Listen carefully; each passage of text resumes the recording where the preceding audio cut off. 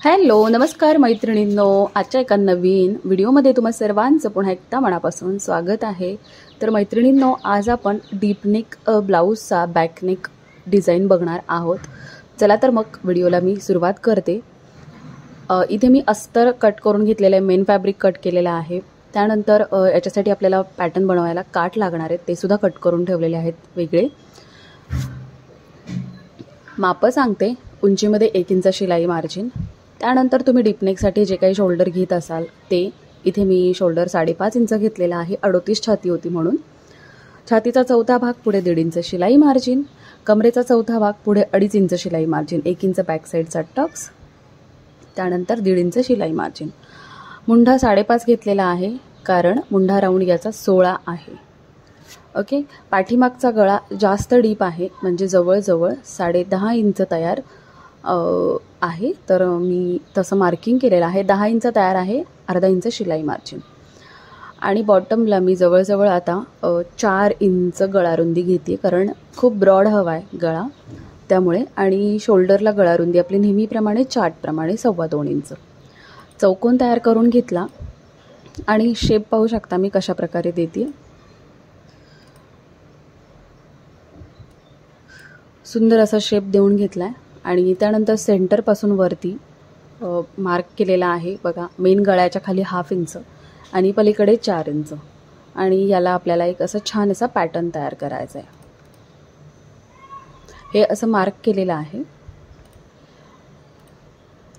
आता मेन जो मधला गळा आहे जो आपण मार्क केला आहे तोच आपल्याला इथे कट करायचा आहे, तर मी तोच कट करून घेतला आहे अस्तरवरती फक्त। आता मेन फॅब्रिक जे आहे ब्लाऊजचं ते सरळ ठेवलं, त्यावरती अस्तर ठेवला आणि मधला जो गळा आहे तो व्यवस्थित स्टिच करून आपल्याला पलटी करून घ्यायचा आहे। आणि लागलीच इथे ब्लाऊजला नॉट होत्या, त्यामुळे मग मी इथे इनविजिबल नॉट लगेचच लावून घेतलेल्या आहेत, आधीच बनवून ठेवल्या होत्या। त्यानंतर बघा, आतल्या बाजूला मी दाबटीप दिली आणि हे पलटी करून घेतलेलं आहे। त्यानंतर याचे सगळे साईड पार्ट्स मी जोडून घेते अस्तरचे मेन फॅब्रिकला, आणि एक्स्ट्रा जो काही फॅब्रिक राहील ते कट करून घ्यायचं।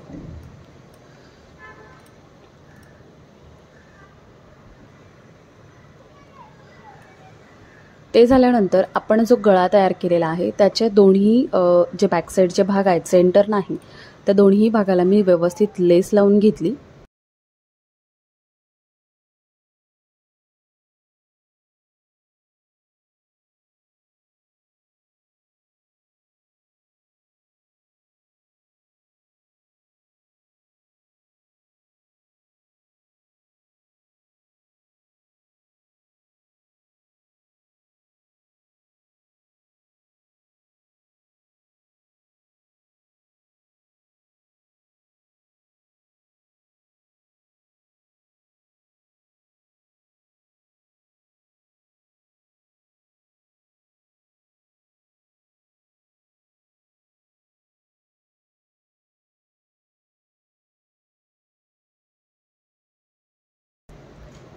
आणि मध्ये जो आपण पॅटर्न तयार करणार आहोत बॅकच्या पूर्ण बॉटमला, त्यासाठी मी इथे डबल फोल्ड पेपर कॅनव्हास घेतलेला आहे।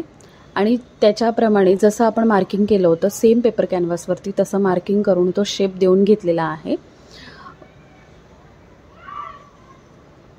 मध्ये बंद बाजू ठेवायची, जेणेकरून आपल्याला तो पूर्ण शेप असा मिळून जाईल। तर बघा, अशा पद्धतीने हा शेप मिळालेला आहे। आणि तो आपल्याला पहिल्यांदा अस्तरवरती चिटकवून घ्यायचं पेपर कॅनव्हास, आणि नंतर आपल्याला काठावरती ठेवून ते कट करायचं आहे।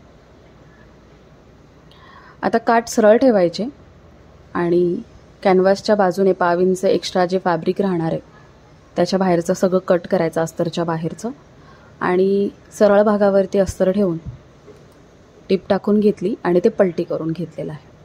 तुम्हाला हवं तर वरून दाबटीपसुद्धा देऊ शकता, पण मी इथे आता डायरेक्ट अटॅच करताना मी वरून दाबटीप देते। अशा पद्धतीने हे ठेवलं आणि याला आपल्याला स्टिच करून घ्यायचं आहे।